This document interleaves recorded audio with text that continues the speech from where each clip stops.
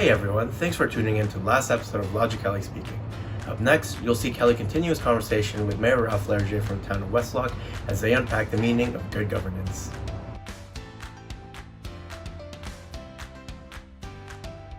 I know both of you do. You really like, building relationships with people.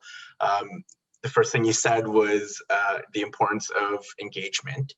Can you talk about, well, what do you like so much about it? Is it just, the piece about the human interaction aspect, being out there, people? Is it also the aspect of transparency that you can understand how to do your job better? And also, are there any difficulties in engaging and engaging people and building relationships that you want to talk about? Well, you can probably tell that I absolutely love public engagement.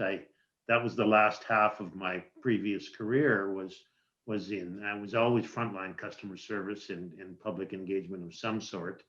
And when I took the role of mayor in 2013, one of the things I had to do really quickly was understand the business. I am not going to be a talking head that delivers the messages and not know the business.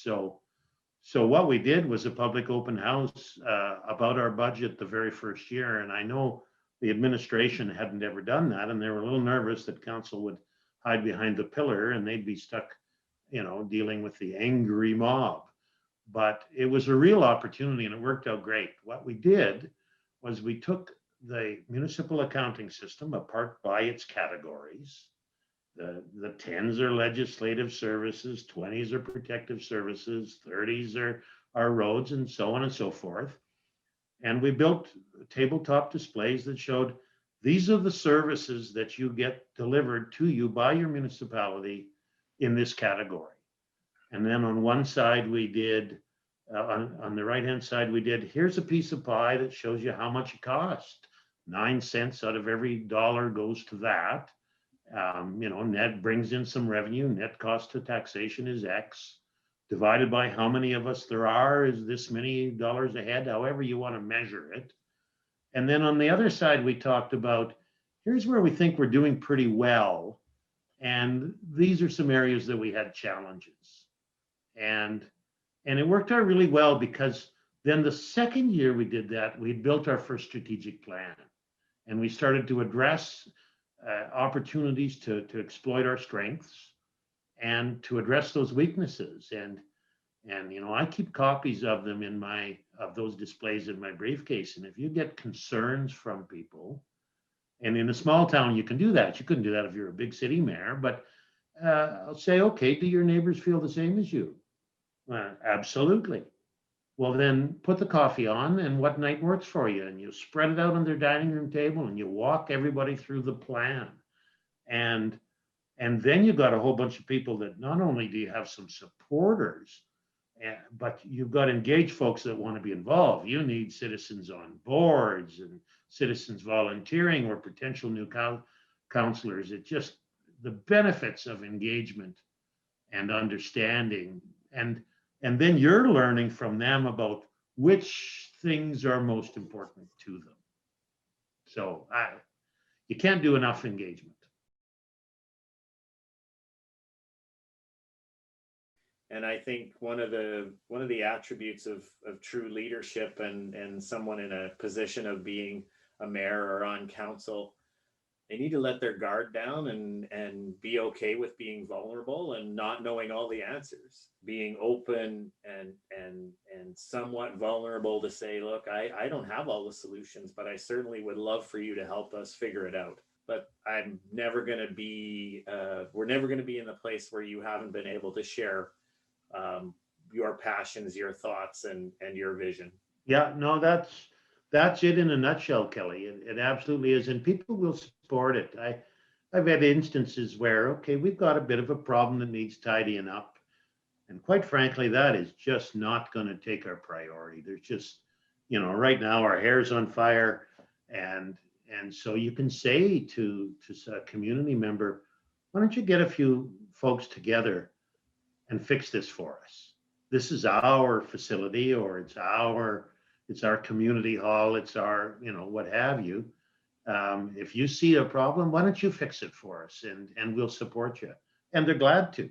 You know, you can really build, then you're all in it together. You can really build that feeling that it's a community. Yeah, real capacity building, right? Yeah. Yeah, that's going to be really something that every municipality, despite size, is going to have to embrace, is that they may not be the solution for everything. It may be someone privately. It may be the nonprofits that you're going to have to get to help you. And traditional forms of revenue generation are going to look different. It's just, we talked about it earlier, right? That resiliency and the thinking outside the box, creative thinking is really going to be part of the future for sure. Well, and you can tap into a huge Rolodex. The people in your community there, you have lots of successful people, and they didn't get successful usually by winning the lottery. They're smart and they're well connected, and you can tap into that, and you know, and then people really feel like they're helping, and they're helping you, they're helping themselves. Yeah. And what would you say is the best way to engage people? I tend to do it a little differently. I did that in for industry as well, and it's really about being real. Yeah. It takes time. You can't be glitzy or slick. Just be real. Be vulnerable, as Kelly said earlier. Be vulnerable. That's okay. And know your stuff. Don't be afraid to say your opinion, but learn from others. There's a smart person around every single corner. So the right way is not to fear it, but to embrace it. And then how that happens is about size of community or style or the issue itself or the times where we're going to do an open house on a big road project that will affect people's access in and out of their part of the community because of the railway tracks. And they're going to have concerns about the ability of emergency services, fire, police, and ambulance to get into that part of town. And we're going to have to do it on Zoom. We're not going to have that community hall opportunity to go talk to folks. So, but we're going to do it anyway. And, you know, and if that doesn't work, then we'll pick it off another way. But you keep doing it until you have all their questions answered. And have different tools in your toolbox. I know even for me, in my history working at the municipal setting, the day of showing up at a open house with a box of donuts and a bunch of chairs isn't going to cut it for everyone. So you have to do it. It's going to work so differently for different segments for your in your community. So be adaptable and flexible, but just embrace it. Would echo Ralph. Yeah, and have fun. In our first budget open house, one of the exercises we did was a little survey at the end where here's the list of services and here's $1. You divide it up. How many cents of this dollar goes? And a fellow that I have always admired, a local community member, called me over. Ralph, come here. You've made a grave mistake here. And I said, oh, really? What's that? He said, this is too hard. And I smiled, and you got to freelance. And there was a gift basket sitting on top of a table there. And I said, well, congratulations, you win the prize. And I got the gift basket and I plunked it in front of him. It is hard. It's really hard, you know, but that's why we have to do it together and decide together what's important. Yeah, it's hard. Just admit that it's hard. It's, you know, when the moment you pretend you have all the answers, you're in trouble. Mm-hmm. Yes, I was actually going to ask you about that. How do you deal with disagreements? Like, you've both spoken so eloquently and, you know, positively about citizen engagement. Are there not times when people just completely disagree on things when there's really no way for resolution? Like, how do you deal with those situations, or do they come up from what you've seen? Oh, yeah. Yeah, they come up. They come up, absolutely. Well, I mean, I'll start with disagreement on council. our council has functioned really, really well. I think there's not a lot of acrimony there, and sometimes we really will be accused of being too together. Um, a lot of our votes end up 7-0 or 6-1 at the end of the day, you know, but mostly everybody in agreement. But that doesn't mean that there isn't diversity of opinion. You hammer it out and you discuss it and you listen carefully, but then you're really honest about your ability to do. What are we going to do? Sometimes you have to honestly pick the best of a bad lot of solutions. Well, okay, you know, and usually money is the determining factor there. You know, if we were crazy wealthy, we would do this. But given that we're not, then probably the best option is this one, and everyone agrees and everyone respects that. And I think that if with citizens, when there's real disagreement, you have to have a conversation about, okay, that's fine, I accept that, but understand that elected officials have to represent everyone, and there are others that feel differently, and right now, and you can say, you know what, it's a good idea, but not every good idea can be funded. And I find people really can accept that. Okay, you know, it didn't make the priority list. Yeah, for me, the beauty about disagreement is, I think you just have to set aside the mentality of winning, right? This isn't about me winning or you winning. Let's look for the collective win here. And if we can agree the collective win is you get to say what you want to say and bring your solutions forward, and someone down the street gets to do the same thing, and we all have that opportunity, it's likely the best solution is we find a little bit from everywhere and try to make this potpourri of a solution, do the best we can. But I think, like Ralph has said, we set ourselves up for failure if the only way our success is measured by everyone being happy. Then we'll never be successful. That's something that we have to agree to. 100% is oftentimes not even on the radar. So 80% and better, I think we can move forward. Disagreement's great, because that's usually where some of the best ideas can come from, being challenged.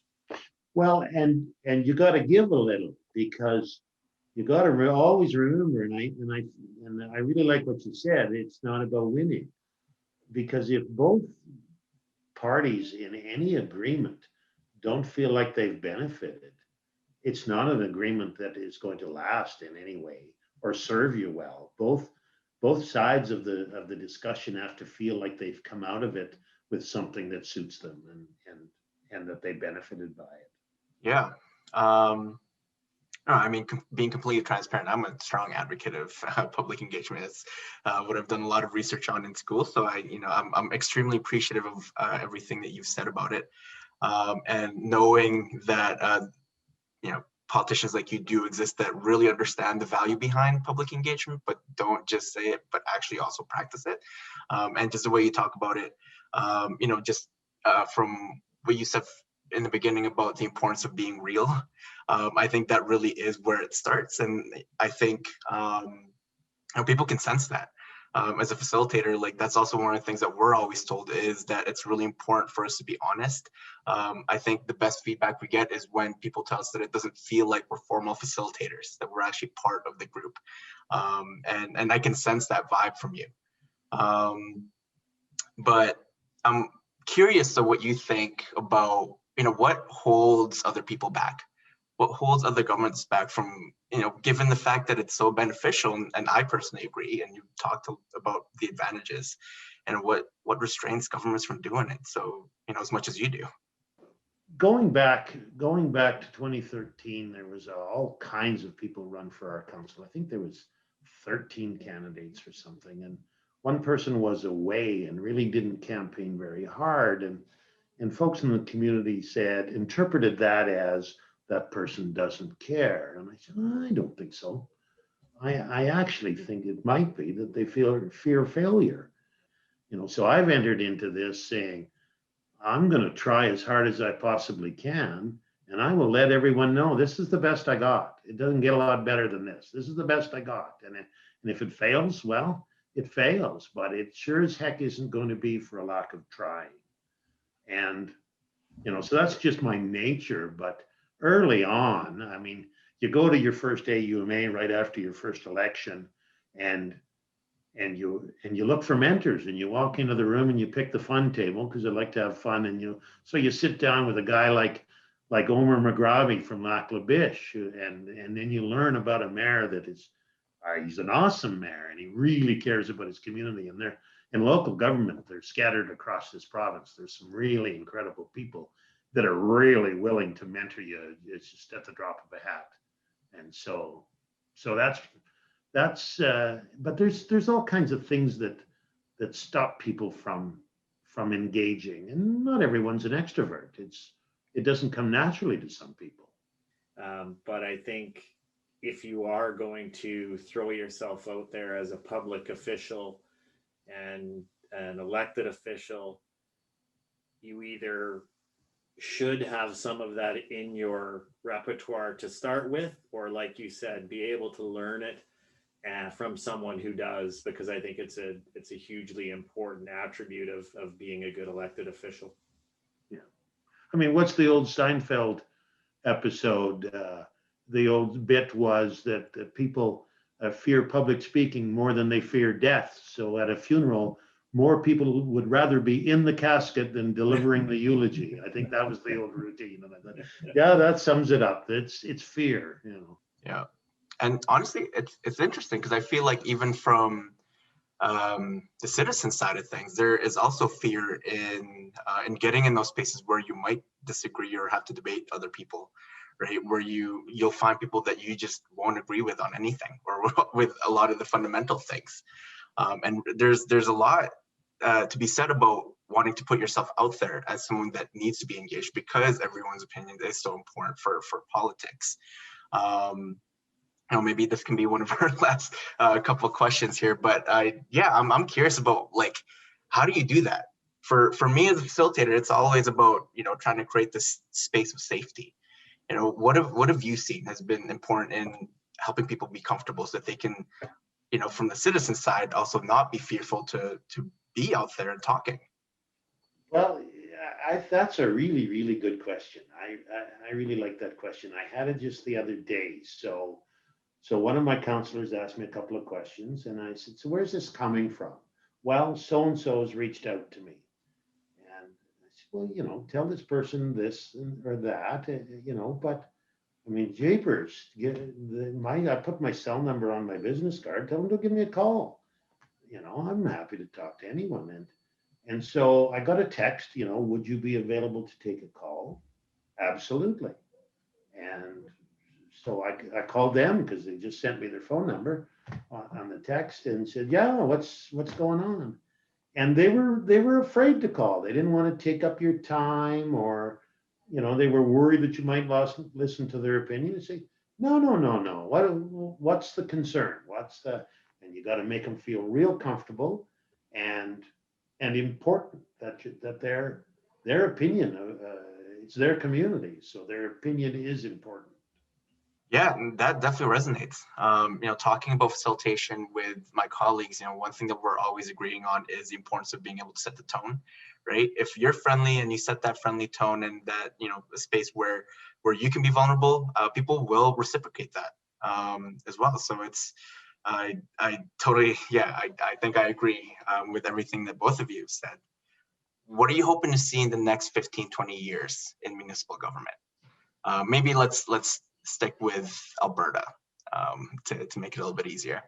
I think my big concern when I was first elected, I had the naive expectation that there would be meaningful conversations between the varying levels of government, and unfortunately that hasn't been my experience at all. It's been the opposite of that. I'm not sure who said it, but it has been said that the feds have all the money, the province has all the power, and the municipalities have all the accountability. And I think that that's quite true. And I've been rather outspoken about the patriarchal relationship between the province and the municipalities, and that has to change. It's problematic. But what seems to be happening now, and it's a global phenomenon, is this polarization that's going on. Both ends of the political ideologies seem to be very willfully and purposefully misinterpreting each other for the sake of gaining political points, instead of sitting down and solving problems. And quite frankly, as an Albertan, I can't accept that. We deserve better than that, and it has to stop. And I'm not pointing the finger at any one party or government. It's a phenomenon that has to stop.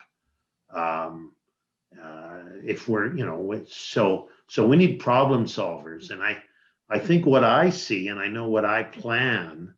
I remember my first spin around council was for a half a term, and then I was transferred in the town of Athabasca, and the mayor there was a man named Lionel Chernachan. And Lionel was the mayor not because of what it provided for him in terms of ego or dollars or anything.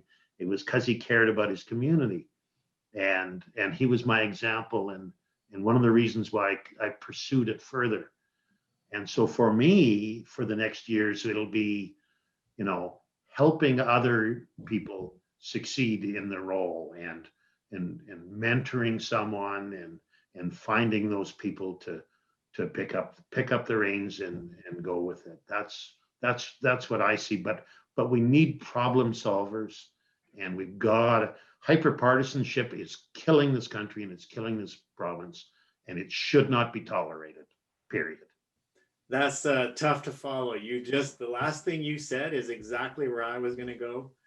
I was listening to Dan Carlin podcast the other day, Common Sense, and he said, which I totally agreed with, and I hope we can get away from this in our future, is whether it's the United States, whether it's here in the context of Alberta, Darryl, the right and the left and the extreme right and left are getting too heavily populated. He said to function well, there shouldn't be any more than 1% on either side.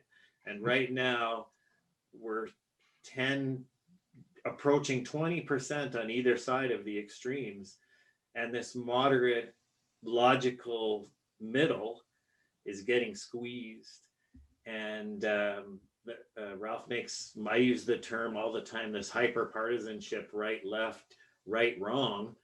I just want solutions. I want great decisions to be made. I don't care where they come from. I'm hopeful, though, that this up and coming generation of voters, they won't stand for it, and they'll expect better, and they should be expecting better of government these days. And I've heard them called Generation P, Generation Purpose. There'll be purpose-driven generation that's coming forward, and I'm down with that. I'm hopeful. I'm enthusiastic about that. I know I won't always agree, because I'm going to be the old curmudgeon in the room soon enough. But Gen Y plus Gen Z is Gen P, and I'm down with it. I'm there for the future. Great. Yeah. One last comment, actually, now that you've kind of really sparked my mind with everything that you just said. But I feel like a really fundamental aspect of municipal politics, interestingly enough, although I know, of course, it's interconnected to the other levels of government, is for the most part, partisanship doesn't exist in municipal politics. Maybe informally it can. If we look at Calgary's elections, it kind of did. It kind of came up in terms of rhetoric. But for municipal politics, for in terms of structure, there are no parties. So it's possible to just focus on the problems and on the solutions that are in front of you. But I don't know how true that is, though. Well, there you go. I'll challenge you with that. That works on paper. Yeah. But in the olden days, what was it? It was good old-fashioned cronyism. If you wanted something for your community, you you participated in cronyism. Then there are okay, we'll punish the ridings that don't have one of our sitting government members as their MLA by not giving them any funding and keeping municipalities off balance with inequitable funding models and formulas that favor one over the other. And, those are all, read chapters 1, 6, and 10 out of Master Sun's Art of War. That's where they all come from. They're strategies, and that's sorry, but that's garbage. Partisanship does exist in municipal politics, and it always has. And Albertans should be outraged about that. Mayors and councillors of local governments will not speak out if they're displeased about something until recently because they fear retaliation. What kind of a system? How broken does the system have to be before you fix that? How can we tolerate that as citizens, that our locally elected officials fear retaliation from their own government? And they do. They won't tell you that because they fear retaliation, but they do. So let's elect the people get the government that they deserve. And that means a lot more than voting every 4 years. That means building and cultivating young leaders and problem solvers. Generation, what are you calling them, Kelly? Generation P? Generation P. Okay. And that's, if we get the government that we deserve, then let's develop and encourage leaders and problem solvers and let them run with it. Yeah, just one note of caution on that, Darryl, is that the recent changes in the MGA brought forward by this government of today have opened the door to some serious PAC involvement at the municipal level. So I know that there are UCP and NDP candidates being chosen as we speak to run in the municipal elections of October 2021. So I don't want to sound like a fearmonger, but the electorate should pay attention and they should be asking some tough questions about candidates in this fall's election. And probably if you have, a niggling feeling that something's not smelling right, there's probably some legitimacy to it. So do your due diligence and pick a person of character and moral compass, and you'll probably be fine. But Kelly, do you agree that it's always existed, Yep. Albeit somewhat subtly? 100%. The election of 2013 at the municipal level was where I encountered it the most, and people who worked for the municipality were walking on eggshells. You'd have to watch what you said in the hallways. So yeah, no doubt that it certainly has a long history. Yeah. So let me throw something out there before we end. A lot has been talked about recall legislation, and I really think I've always thought it was folly. We got recall legislation. It's called an election every so many years. Now, we didn't have a situation like as in Slave Lake where I think recall legislation actually really applies well when your elected official is unengaged and unprepared. That has not been my experience. My guy and I may think differently politically, but that's a good thing, not a bad thing. Diversity of opinion matters, So what I would rather see than recall legislation is secret ballots in the legislature. I don't care to know how my MLA voted on an issue. What I care is that he wasn't told how to vote by his party or his leader. And then we will have people that are representing their constituency instead of representing their ideology and their party. Nice wrinkle. Yeah. I don't know. It's a thought. Yeah. Yeah, I'm with you about recall legislation only when there's gross negligence involved and it's very obvious.